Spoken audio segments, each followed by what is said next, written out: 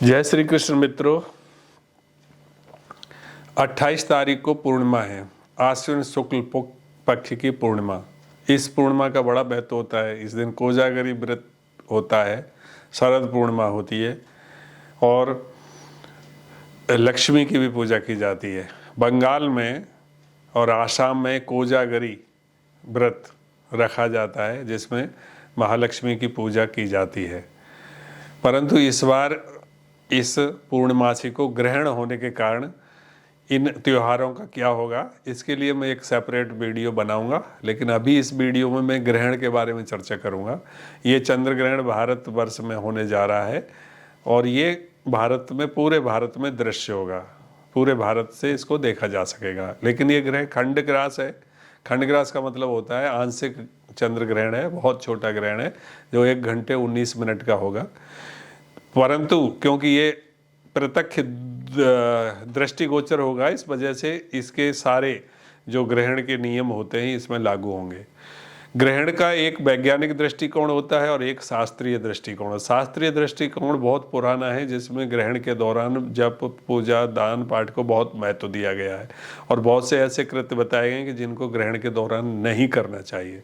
परंतु वैज्ञानिक इस बात को तवज्जो नहीं देते हैं। वो कहते हैं कि ये तो एक खगोलीय घटना है जो सूर्य और पृथ्वी के बीच में चंद्रमा आने से ये स्थिति बन जाती है, जो कि उसकी छाया होने के कारण चंद्रमा का कुछ पार्ट दिखाई नहीं देता, जिसकी वजह से वो चंद्रमा दब जाता है।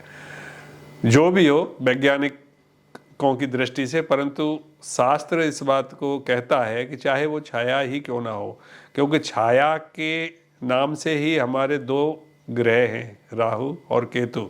उनको छाया ग्रह ही कहा जाता है और वो राहु केतु की छाया के कारण ही ग्रहण बनता है।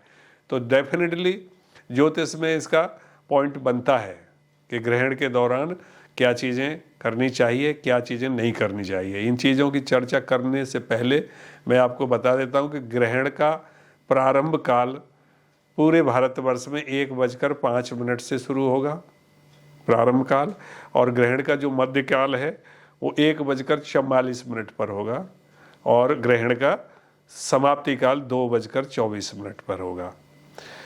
ग्रहण काल से 9 घंटे पहले सूतंक लगता है, तो इस ग्रहण का सूतंक काल शाम को 4:05 से शुरू होगा। सूतंक काल में क्या करें क्या नहीं करें, ग्रहण के दौरान क्या करें क्या नहीं करें, यह भी जानना बहुत ज़रूरी है। तो आइए सबसे पहले बात करते हैं सूतंकों की। सूतंक 4:05 से शुरू होगा, तो सूतंक काल में क्या नहीं करना चाहिए इस पर चर्चा करते हैं। सूतंक काल में ना तो हमको भोजन बनाना चाहिए, ना हमें भोजन करना चाहिए। सूतंक काल में निद्रा भी नहीं करनी चाहिए। सूतंक काल में देव दर्शन नहीं करना चाहिए और सूतंक काल से लेकर के पूरे ग्रहण तक गर्भिणी स्त्री द्वारा चाकू या कैंची, इन चीज़ों के द्वारा कोई भी फल या वस्त्र आदि काटने नहीं चाहिए। ऐसा हमारे शास्त्रों में मान्यता है कि गर्भिणी स्त्री को विशेष ध्यान रखना चाहिए। ये रहे जो कुछ कर्म जो सूतंक के काल में नहीं करने चाहिए। इसमें वृद्ध और बच्चों के लिए ये नियम जरूरी नहीं होते हैं। अब आते हैं कि सूतंक काल में क्या किया जा सकता है, क्या करें, और ग्रहण के दौरान क्या करें। ईश्वर आराधना, जप, ध्यान और दान, ये 4 चीज़ें बहुत महत्वपूर्ण हैं। ग्रहण काल के दौरान ये चीज़ें कई गुना इनका इफेक्ट बढ़ जाता है। और ग्रहण के बाद, स्नान करने के बाद सूतंक की निवृत्ति होती है। तो 2:24 पर ग्रहण करने के बाद उसकी निवृत्ति करने नहीं चाहिए। सावधानी क्या रखें? सावधानी यह है कि ग्रहण शुरू होने से पहले ही, सूतंक काल से पहले ही, प्रत्येक खाने पीने की चीज़ पर कुश या तुलसी का पत्ता रख देना चाहिए। गर्भिणी स्त्रियों को गेरू से लेप करके अपना पल्ला सिर पर ओढ़ करके रहना चाहिए। जो साड़ी का पल्ला है उसको गेरू से उसको लाल कर लो। गेरू आता है एक लाल कलर का, उसको घोल करके उसको लगा लेना चाहिए कपड़ों पे। और और बच्चों को भी, बूढ़ों को भी अपने कपड़ों पर गेरुओं का निशान लगा लेना चाहिए, इससे बचाव हो जाता है। और ये सारी चीज़ें इस ग्रहण के दौरान कर सकते हैं। अब बात करते हैं कि ये जो ग्रहण है इसका फल क्या होगा। ग्रहण जो है अश्विनी नक्षत्र पे हो रहा है, तो इसमें मेष राशि वाले व्यक्तियों के लिए ये ग्रहण नेष्ट है, और कौन सी राशि के लिए इसका क्या इफेक्ट है ये भी मैं आपको बता रहा हूँ। 4 राशियाँ हैं जिसके लिए ग्रहण ठीक नहीं है, उनको इस ग्रहण का दर्शन बिल्कुल नहीं करना चाहिए। पहली राशि है मेष, दूसरी कर्क, और तीसरी वृश्चिक, और चौथी मीन राशि। तो अर्थात मेष, वृश्चिक, कर्क और मीन राशि वाले व्यक्तियों को ग्रहण का दर्शन नहीं करना चाहिए, जब ध्यान और इसमें भाग लेना चाहिए। 3 राशियां ऐसी है जिन पर ग्रहण का जो फल है वो मध्यम रहेगा।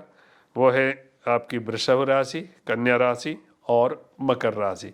तो कन्या, मकर और वृषभ राशि वाले जातकों को इस ग्रहण का दर्शन उनको भी नहीं करना चाहिए, और जब ध्यान और इसमें पूरा ध्यान रख दे। लेकिन 4 राशि ऐसी हैं जिनके लिए इस ग्रहण का फल बहुत ही उत्तम और श्रेष्ठ रहेगा, वो ग्रहण का दर्शन कर सकते हैं। वो है मिथुन राशि, सिंह राशि, तुला राशि और धनु राशि। तो इन 4 राशियाँ वाले जातकों के लिए ग्रहण अति उत्तम है। अब ग्रहण का देश और काल के ऊपर क्या वातावरण रहेगा। ऐसा अक्सर होता है कि ग्रहण के आसपास में प्राकृतिक आपदाओं की संख्या बढ़ जाती है। तो इस ग्रहण का कारण, क्योंकि मेष राशि में हो रहा है, तो मेष राशि के स्वामी मंगल हैं। मंगल अग्नि के कारक हैं, हथियारों के कारक हैं, हिंसक चीज़ों के कारक हैं। तो ये सारी चीज़ों में वृद्धि हो सकती है, विशेष करके दक्षिण भारत के तेलंगाना राज्य में, और उत्तर भारत के आपके हिमाचल प्रदेश और पहाड़ी इलाकों में ये भूस्खलन की घटनाएं या ज्वालामुखी या तुम्हारा भूकंप, ये प्राकृतिक आपदाएं अवश्यंभावी हैं। इसमें कोई अतिशयोक्ति नहीं होगी कि विश्व के किसी न किसी भाग में या किसी देश में हिंसक वारदातें हों, आतंकवादी की घटनाएं भी इस दौरान बढ़ सकती हैं। इस ग्रह का प्रभाव बहुत ही नकारात्मक है, परंतु ये जो ग्रहण है छोटा होने के कारण 1 घंटे 19 मिनट के वजह से काफ़ी हद तक इसमें घटनाओं की जो ग्रेविटी है वो बहुत कम रहेगी, ज़्यादा नहीं होगी। अब ये ग्रहण के बारे में आज को मैंने जानकारी आप लोगों को दी है, और आप लोगों ने अगर ये चैनल सब्सक्राइब नहीं करे तो कृपया चैनल को सब्सक्राइब कर लें, लाइक करें और अपने मित्रों को भी शेयर कराएं। जय श्री कृष्ण। सभी स्वस्थ रहें और ग्रहण के नियमों का जरूर पालन करें।